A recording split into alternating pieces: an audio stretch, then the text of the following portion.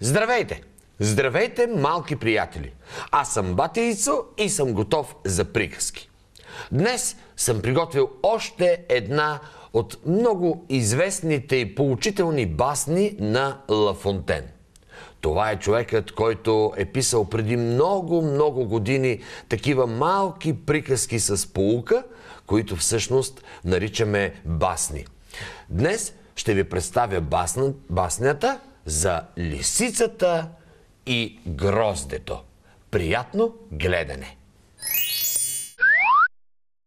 Една премаляла от глад лисица минала под една лозница, която била отрупана с едри и вкусни плодове.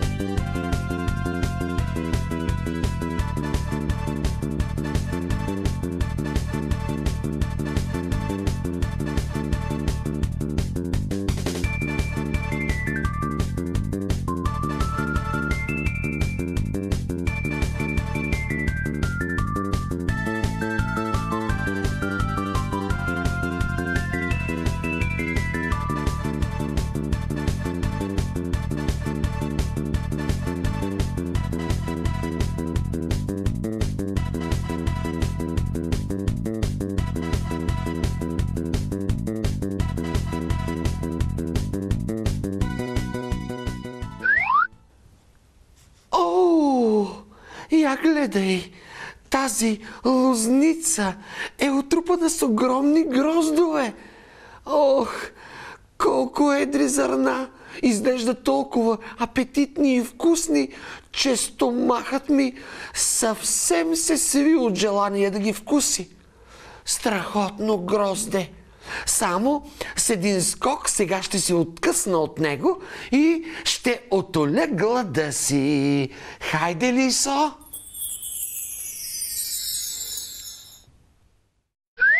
Речено, сторено. И лисицата подскочила, но гроздовете били много нависоко.